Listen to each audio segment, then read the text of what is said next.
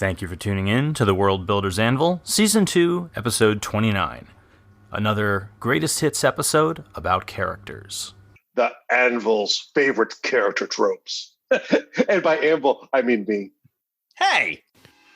Don't know where to start building your fantasy world? Do you need more? Does it make sense? Forget any worries and become a crafter of imagination. This is the place where we will prime your mind.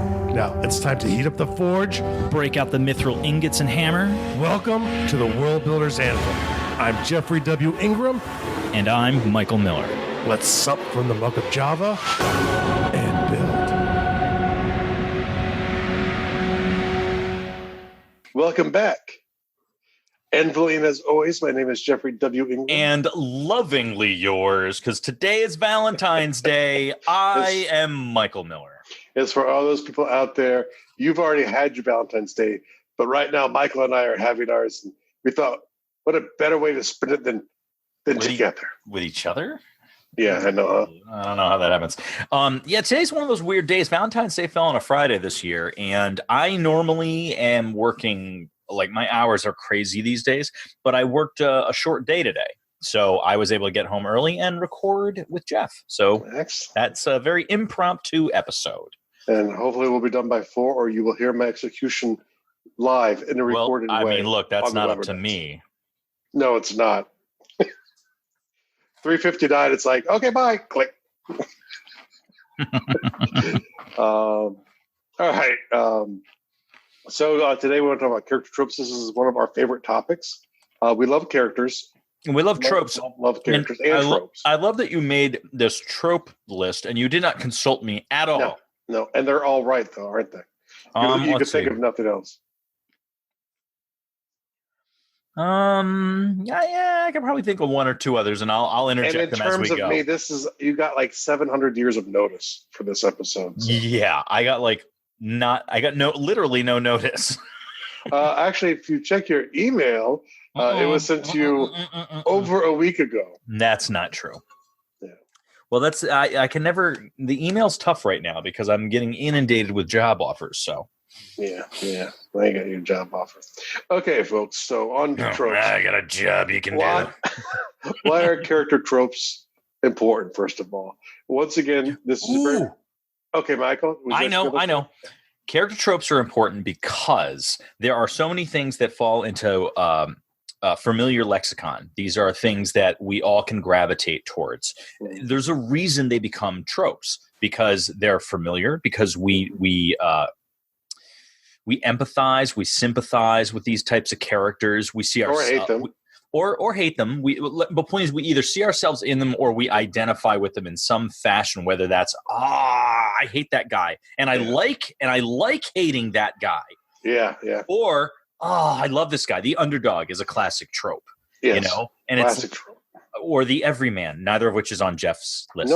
Nope, neither one. The everyman is easy because all of us can identify with the everyman. Mm-hmm. He's your average guy, in a not so average situation, and you could empathize with being that guy in that situation. The underdog, haven't we all felt that way at some point in our lives? And thus, they're tropes. I like talking about tropes because oftentimes they get a bad rap on the Weber nets. And they shouldn't. This is a trope, and sometimes they just mean it's bad.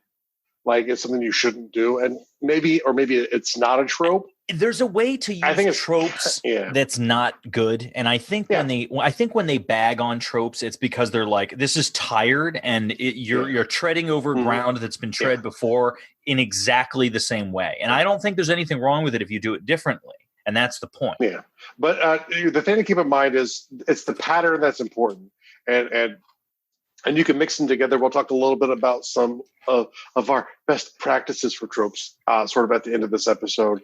The thing to keep in mind with tropes is the reason they work is why people get sick of them. It's because they're easy to stick with you.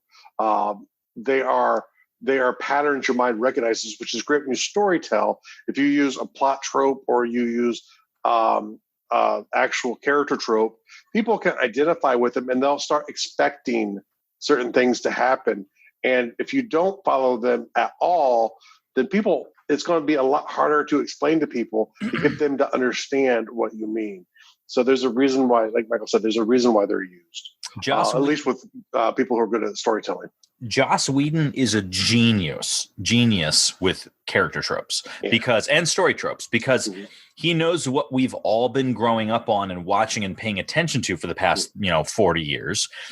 And he takes those and serves them up to you and then turns them on their head. And he does it time and time and time again. That's why Buffy was so popular. That's why Firefly was so popular. That's why Angel was so popular, because you expect him to zig because you're familiar with this. You've seen this before. And then he zags and you're like, oh, it's something new. So yeah, that's one of the things we often accuse, stories of being predictable where they follow the pattern too closely. So as a storyteller, it's your job to disrupt a little bit as you go through, but not too much, because what I like to do is go in the opposite way. Like you're building up the big evil guy and you build up the really nice good guy and you switch their roles halfway through the story, because you want to do it. I kind of like the idea of one, you can go in the completely opposite direction sometimes. Like he says, when you get to the zig, you end up zagging. You pull the crazy Ivan of moves, and the crazy Ivan of moves. Yeah, you got the quote. Yeah, good reference. Yeah. Always wanted to do that. I never had the real good reason to do it before, but it actually felt like it worked there. So, but now we're going to get. What was the other one? The barn doors. Open the barn doors. I don't remember. Yeah. Or when they scooped in the mule. I don't know that. Yeah. It's where they opened the cargo bay doors and then scooped up the mule. I don't remember. While in flight. It was like the barn doors. Something. Yeah. Barn doors was in the name of it. I know that much. Okay. For those of you that are confused with Jeff and I's small segue or not so segue, what do we call it when you tangent? For our small tangent there, those are all Firefly references. Well, actually, Crazy Ivan is not only a Firefly reference, it is an actual real Earth reference that Firefly stole and used. Yeah, a Crazy Ivan. What's a Crazy Ivan? It is a submarine maneuver that was made famous by Russian submarinists during the Cold War. I did not know this. Because a lot of times the U.S. subs they'd follow in the wake of Russian sub to help hide their signal. And so occasionally the Russian submarine would just take really crazy turns. And so they would call it a Crazy Ivan because it was actually a maneuver to help find out what's in your wake, what's in your noise. So it's a super, super reference there. And all tie back to Joss Whedon beautifully, because that's the way the world should be. Unless it shouldn't be. So what is your first trope here? Okay, and this is not my favorite unless I'm playing video games. I was just going to say, don't even, because I can shut that one down right now. I actually only like this one if I'm playing video games. But most of the video games I play seem to have this as a thing, so maybe this is talking about my self-humility, but the Chosen One, basically every modern Bethesda game unfortunately goes with this, but it works. It makes you feel really good while you're playing the game, and everyone knows and loves you because you're saving the world. The villains are afraid of you and maybe attack you blindless and wastefully. I'd even argue like the later Fallout, like Bethesda Fallout, Lone Wanderers are still chosen ones. They just happen to be in a wasteland now. If you're a fan of old school JRPGs or Final Fantasy in any way, you're familiar with every Suikoden game. If you're familiar, then you're familiar with the Chosen One. The Chosen One, it's like a non-religious savior. I was about to say it's the Chosen One is Jesus. It's Neo. The Highlander, any one of these characters where there can be only one. Like you, one warning here: I'm using very high level tropes. There are very specific versions of all of these, so there could be twists put on them, and there's a site called TV Tropes, and I'll try and remember to link it in the episode show notes. If you go to guardduel.com, look at episode 315, it should be in a link to it. And if you just search TV Tropes, it's a very well SEO'd site, so it will come up. Even if you just search for character tropes or any kind of tropes, the site comes up really well, because that's what this site talks about. And they have great content, so go check them out. I'm a big fan of the Chosen One for video games as well. Yeah. For movies, I'm okay with the Chosen One if it's done in a way that I really root. I'd like The Matrix is awesome. Like we love Neo. This is a great Chosen One story. They even call him the Chosen One in the movie. I think in the second movie, they straight up call him the Chosen One. And really, if you watch this movie, if you don't see the similarities to the Gospels, you're not paying attention. Just pointing that out too. But and there's tons of religious references throughout all three movies. There's certainly movies that have done it poorly. I could think of a couple, but I'm not going to get into that. It's not worth it. I mean, that could be a very long list of where the Chosen One. I think where it becomes wrong is where it's one. The Chosen One isn't earned. It's like you just kind of start off as Superman. Max power Superman. It for me, it doesn't work that way. Like Neo struggled to open up his Chosen One. Well, at that point, we're talking about the Chosen One falling over into a story trope, which is the hero's journey, and which we're a fan of that. Mm-hmm. Yeah. So luckily, he died and he came back again, and so he could save everyone. Yeah. All right. So give me another one. Okay. The next one is the Mentor. Speaking of the Matrix, would you call Morpheus? Yes, Morpheus is a mentor. All right. Usually they're wizard characters. Historically, Gandalf. You mean like historically old play? Yeah, I mean it's sort of Merlin. It's derived from the Odin Wanderer archetype, which is essentially it's the wizened old man who mentors the character. I believe in the hero's it's pronounced journey. wizened. Wizened. I don't do that to people. But essentially, it's the person who helps the helps the hero in the hero's journey, and it's knows way too much. Sort of has meta information typically. And this has been done, and I loved it so much.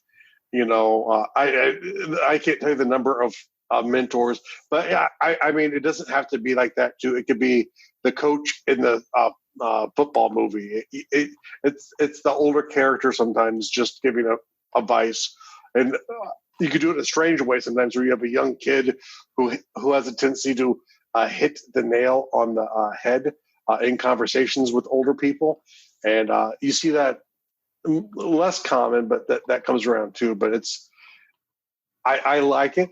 And basically, I think mentors are something you should have in your life.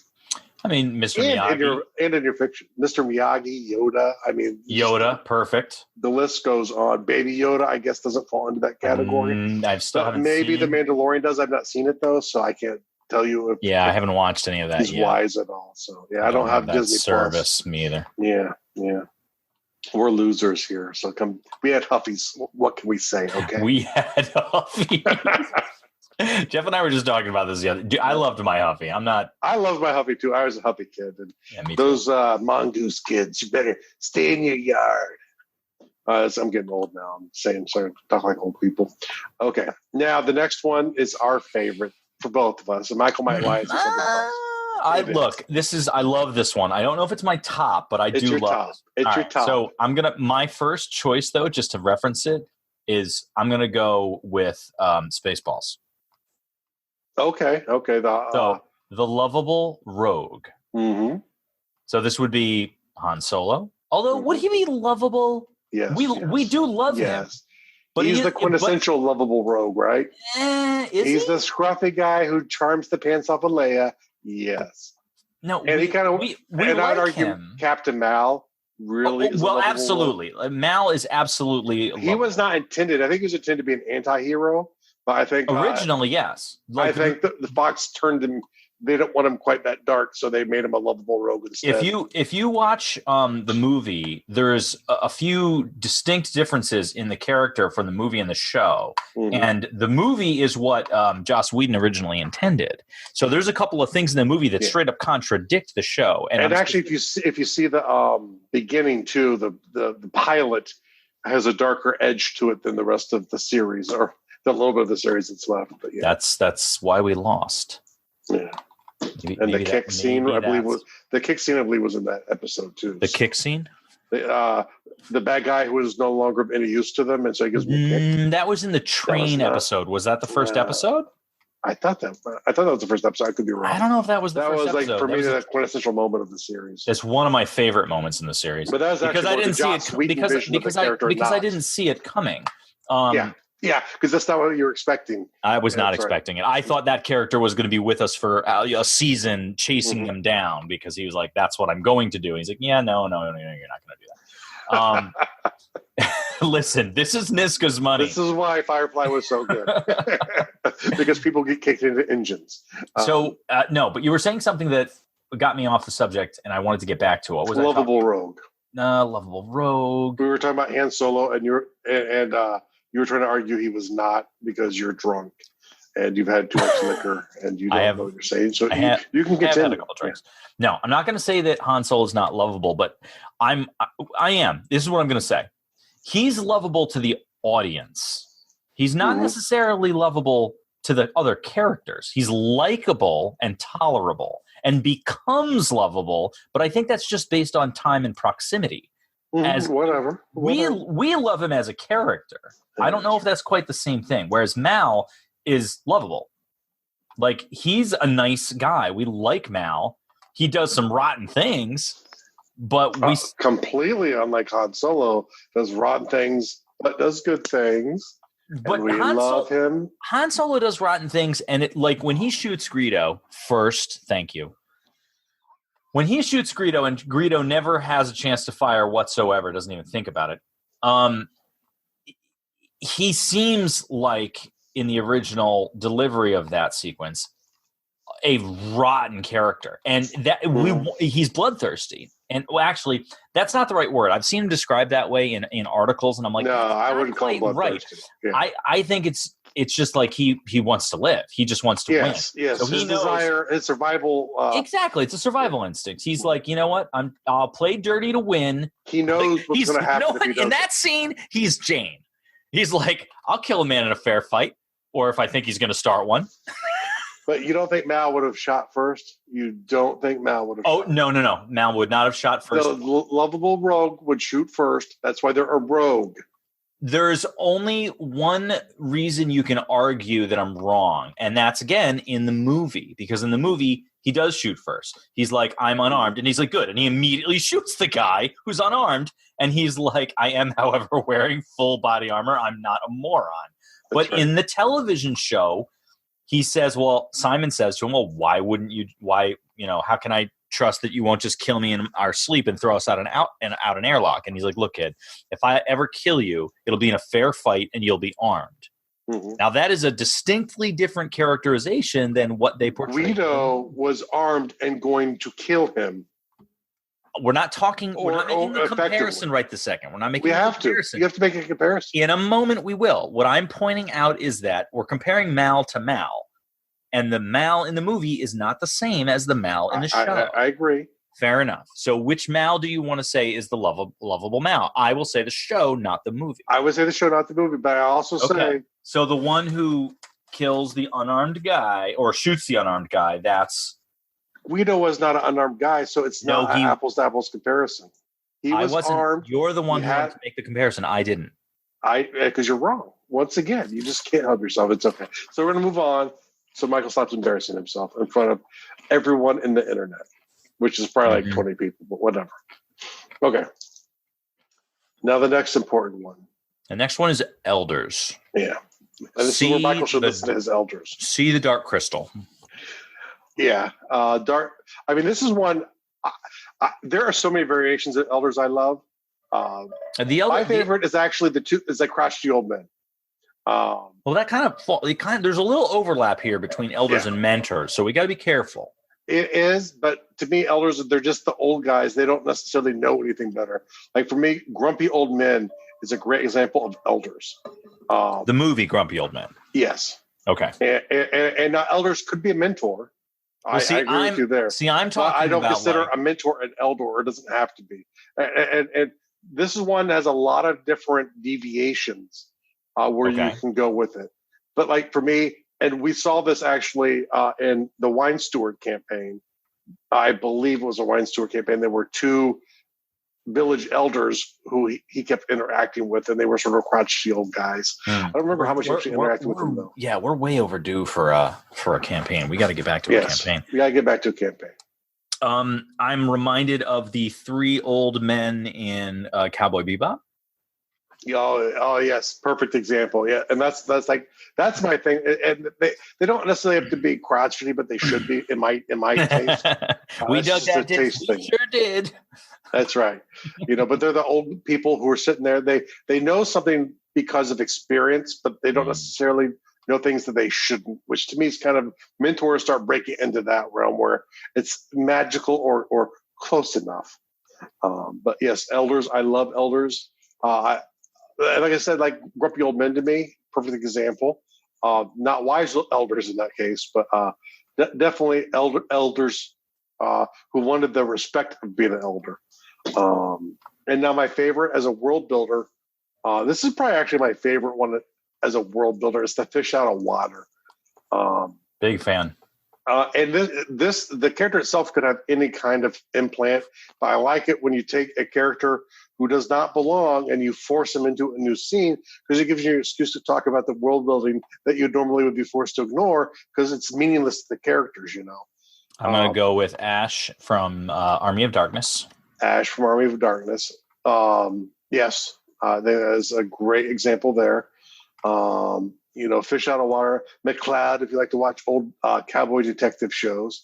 And they're coming back with the new McCloud. I forget what they're calling it. I'm sorry, McCloud? McCloud. It was like a 70s detective show. I'm not familiar with this one. I don't remember who played the part. And this was like big time network television, which is all there was back then. I don't know the name of the actor, but essentially he was a Texas cowboy, maybe even a Texas Ranger. I don't know, but and not from Dallas, from Billy Joe's small town in West Texas, who got sent to New York City and ends up becoming like a collaborator with the NYPD. And he's a cop where he's from. He's kind of there, like, I don't know if it's like an exchange program. I don't really know the setup, but I was young when the show was on. But it was literally just a big buckle cowboy rodeo loving guy in New York City. Basically at the height of where people thought New York was just a bunch of arrogant brats, which was sort of the view of it probably in the 70s and early 80s. I don't think it's so much there anymore, the people's attitude towards it. I think New York City's been somewhat rehabilitated, or maybe I've just lived too close to it now and I'm an arrogant prat. I don't know. Make sure to hit me up on social and let me know if you think I'm an arrogant prat. I mean, I think New York has been seriously, like, I don't know if I want to go so far as to say neutered, but certainly sanitized. Oh, you think so? Oh my God. Have you been to New York lately? Not really super recently. I mean, or I've been for like an activity, but not any real time in New York, probably since my anniversary. So my God, it's been like 20 years almost. I would have to do the math. I think the very first time I went to New York and was able to, walk around, by myself. Let's see. It was with Greg and Tommy. So it would have. Did Tommy go with you guys too down there, or? No? What do you mean? Like move or? Yeah. It was just you and Greg, right? But he visited it a couple times. But we went to New York one year, and we stayed at a hotel somewhere near Times Square, and it was me and Tommy and Greg and one other person. I'm inclined to say it was my friend John, but I don't think it was him. Like, I think it was maybe Jim or someone else. But this was when, I mean, it would have been like 97, 98 if I had to guess. Mm-hmm. Yeah. New York was still like Times Square. Giuliani hadn't cleaned up Times Square yet. There were still peep shows in Times Square. It was dirty. It was sketchy. I mean, it wasn't like 70s Times Square. You weren't supposed to get mugged in Times Square, but well, I mean, maybe, huh? Yeah, seriously, we were. They'll get pulled down an alley, essentially. No, well, there's no alleys in Times Square. Theoretical alleys. My point is that it was still dirty and sketchy looking in Times Square, whereas now.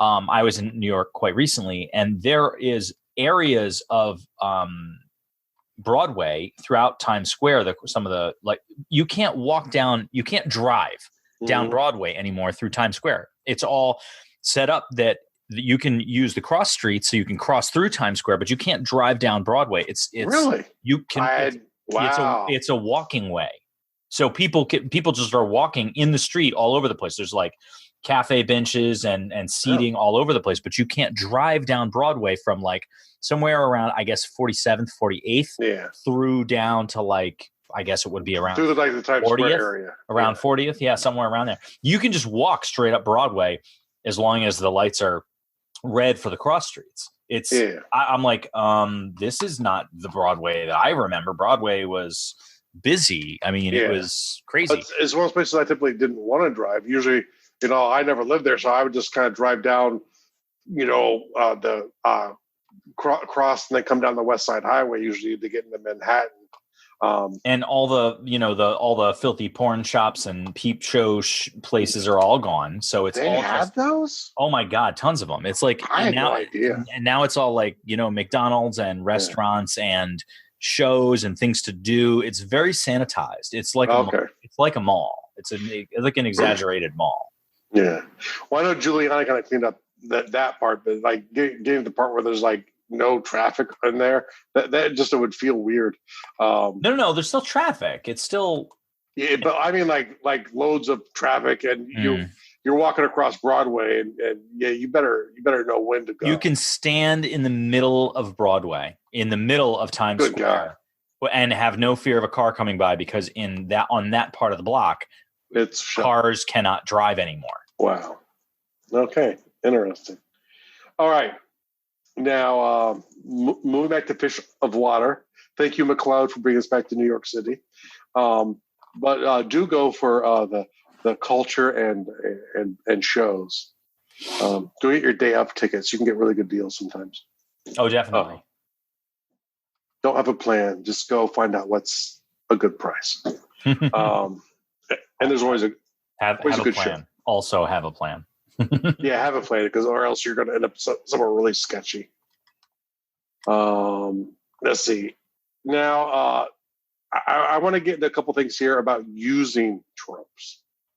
There's a couple things you can do, and to me, it's kind of a spectrum of, do you have a pure protagonist or do you have an ensemble? And I very much more lean towards an ensemble type of thing, where I don't really like stories that are all about a person. They might focus on a person, and you might have a protagonist. But isn't your novel about a person? No, that's the beauty of it. There's really 3 characters it's about. But the first book was largely about the one person, and it introduces, then takes away one of the characters, and then introduces the other character, and then in the second book, it's about all 3 of them, and the trilogy is really about all 3 of them. And the person you'd think it's about, after the first book, it becomes less and less about that character. Or after this trilogy, if I do any stories, it will be not about him at all, because he's essentially too powerful to care about at that point. But the first one is definitely about this one character. It introduces the other ones, but that's not my like preference storytelling, or there's a use to it, obviously. And I do like protagonist, but I like to have, even if there's a protagonist, I don't like it to be really about the one person. There has to be lots of side characters and stuff to keep it interesting for me. The question is, if it's a protagonist, it's more wrapped around them. If it's an ensemble, it's really about all of their comings and goings.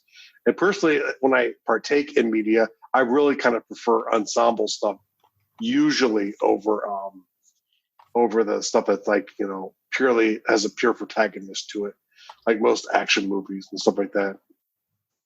I have nothing against action movies, but action. Give me 12 Angry Men over the Predator. I'll take the Predator. Actually, the Predator had a pretty good ensemble cast. But the Predator, I love the Predator too. Don't get me wrong. So I typically lean towards stories that are about multiple people and multiple people's motivations. I find it more interesting. And are you more of an ensemble or more of a pure protagonist? I don't know that I prefer one specifically over the kind of other. depends I've on seen the so many story. great examples of both. Both, yeah, there really I is. do love a good ensemble. Mm-hmm. Like I said, a classic one in recent memory, Star Wars, right? I mean, Luke was sort of the protagonist, but Star Leia what now? and Han. Star what? Star what now? Star Wars. Luke who? Listen, I'm waiting for the special edition before I watch this new trilogy. I'm hoping Lucas can save it. So the sad thing is I haven't seen the last movie yet. I still haven't seen the last movie. What are you doing? Either? What are you doing this weekend? We should go see it together. Does Kristen want to see it? We should figure it out. Yeah, probably, but it's about babysitting, right? Oh, Sarah doesn't want to see it. Yeah, no, we'll get together. We'll go. Is it still out? I hope. Last I checked, it was, but I last checked like 2 weeks ago, so it might not. We'll have to figure something out because we're trying to come up with something where we have time to do stuff like that again. So I wonder if we could con Sarah into watching your child and the three of us go see it. Works for me. Ooh, we can always step it off from my nephew's girlfriend right there. Does she like kids? I guess he's a lovable kid though, so he is my personality. Oh, what's not to love? Lovable, childlike. He might mature past me, but that's all right. Let's bring this in. What else have we got here? The last one you have here is hybrid versus true trope. So what is a hybrid? What is a hybrid? So for me, a hybrid is sort of like, but I like true trope better. That was actually better. So we're gonna stick with true trope. Hybrid to me is like where you have a character who, like Mal, you could say is a lovable rogue in the show. Mm-hmm. He has some other aspects to him that are different types of actual tropes, and that's I think how you successfully deal with tropes. I mean, I would certainly call him a tragic hero, which is another trope we're not talking about, but yeah, definitely, and another very good one. If you like tragedies, I guess. But I think a lot of more sophisticated modern characters, it's like they have the overall thing of, let's say, he's a lovable rogue, but then maybe he is a grizzled veteran, or there's some other attributes. Oh, grizzled veteran! I forgot about that. That's a great one. Big fan. But you get sort of take from these different things and you present it as one way, but then the other traits poke out once in a while, and it's a way of adding flesh. But then people still have things that they're pattern-wise their brains can latch onto, and so I kind of like doing that with my characters, where they have, unless it's intentionally not like William in the book I've been writing, he's meant to be a pure trope, and which is why I don't like him.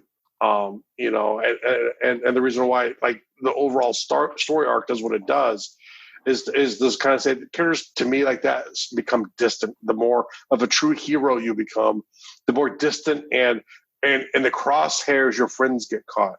So ultimately, the story is more about his friends than it is about him. It's like, you are Achilles' best friend.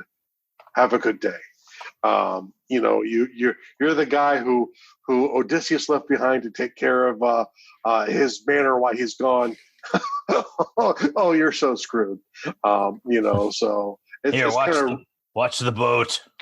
It's kind of sure. Watch the boat. But it's tough being next to that amazing hero sometimes. So I find that to be an interesting story. Just me, I'm a very patient storyteller, so I can write a whole book that is intentionally misleading people. Okay, but not at the same time. But yeah, for me, I kind of like the hybrid. To me, that's the way you solve the puzzle, is you find an overall way you want to take the character, and then you start taking in other types of tropes and making that, blending them together to make an overall. To me, I think it just seems like a more sophisticated character than your pure "Hi, I am Superman." Which is why I think it's tougher to do that kind of story today, because the audiences are a bit more sophisticated. But you can't just be like, "Well, make him brooding." For an established character, it's really hard to do that. So, that would be Bad God. Don't talk to me that way. But yeah, so there we go. Now, Michael, So the world building task today, probably going to see this one coming. What are your favorite character tropes? Yeah. Maybe make a list. Maybe look at your own stories and say, you know what? I got tropes here that I might not have considered. Yeah, because it's strange. Tropes. Like, if you're not trying to use tropes, you probably still are, because you think in the same patterns, and it's just like your brain is going to take you there when you create stories, usually. And you might not be able to identify it, but spend some time, go through some of your favorite characters that you've made, and figure out what their trope is. Go to TV tropes if you're not sure on tropes. There's a huge, extensive list, and they get a lot more specific over than what we said. But yeah, figure out what your favorite trope is. And now for the real world task, figure out what your trope is. Oh yeah, figure out what your trope is. Now, what does that mean? If you what are, trope you are? Yeah, that's right. How would you be identified, Michael? How would I be identified? How would I be identified, or how would I like to be identified? Yeah, whatever. Go with your heart. What does your heart tell you? What? This is like one of those Facebook tests where if it doesn't work, you can just repress it and it'll come up with a different result. Well, how I'd like to be identified, I guess, would be some sort of like Luke Skywalker character. Okay. And Luke, I wouldn't say is the chosen one, although he ends up being by Jedi. By Jedi standards, I guess. Yeah. What it depends on which would Luke movies be? The farm boy come hero character. I mean, certainly that'd be the underdog, maybe. Underdog. Okay, we call him underdog. And he was a beautiful one too, because it's like, if you watch the first Star Wars movie, he was just a putz, a whiny little boy who was in way over his freaking head. I mean, and Han and Leia were both much more advanced characters and dragged him with them. But by Jedi, he was the king. Oh, yeah, hill, absolutely. And what a lot of people don't realize is when he talks about, it was the hero's journey. So he's technically the hero. Absolutely. Right? What a lot of people don't realize is that when he talks about going to the academy next year, and like his friend Dax is already going to the academy, he's talking about the Empire. Yeah. Luke wanted to join the Empire. He didn't. Any good person would. Yeah. The heroes of the story, once again, darkened by the propagandist lies of those rebel scum. So, I would like to be, I guess, tragic hero. I think you would like to be a tragic hero. I don't know about like to be tragic. I don't know. I think that kind of fits. You think there's a classiness to that? Yeah, definitely a classiness to it. It definitely had that. I think if I had to trope myself, I'd probably be a comic relief character, honestly, which I hate to admit. But like, because we all want to be Mal, but or Jane. I would love to be Jane.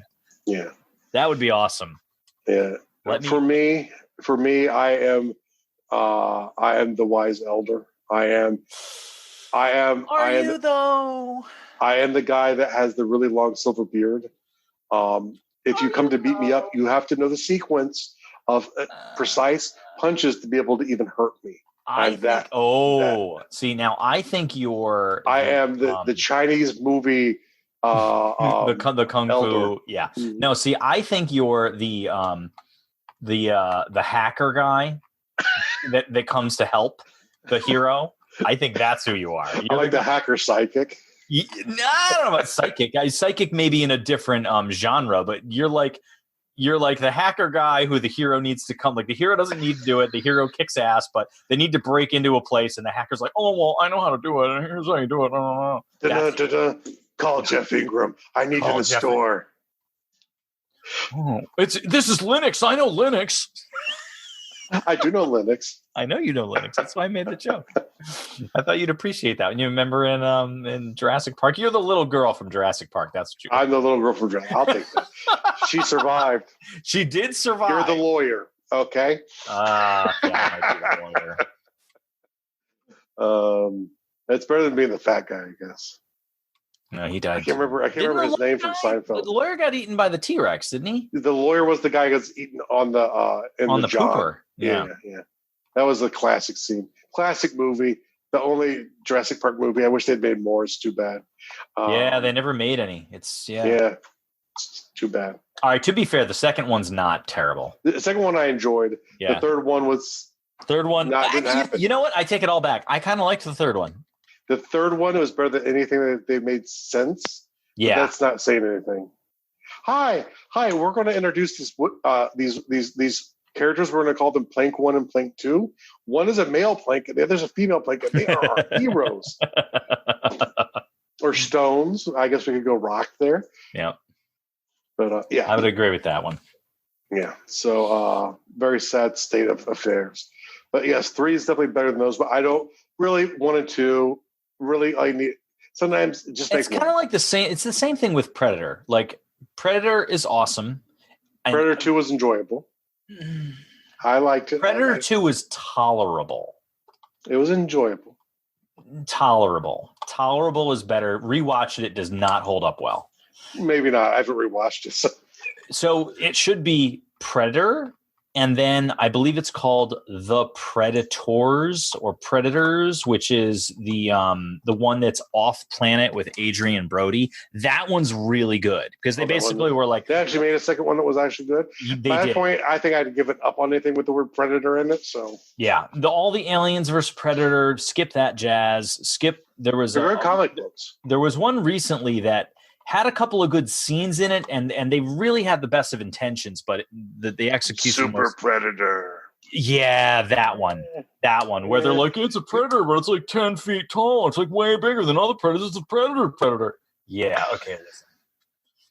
Yeah, like we're not going to talk about that. How do we make a predator even more predator? Just make it bigger. I don't think you can say bigger predator. It's a predator about that one, though. You know, look how big it is. You're not supposed to be able to see it. Most of that movie wasn't terrible.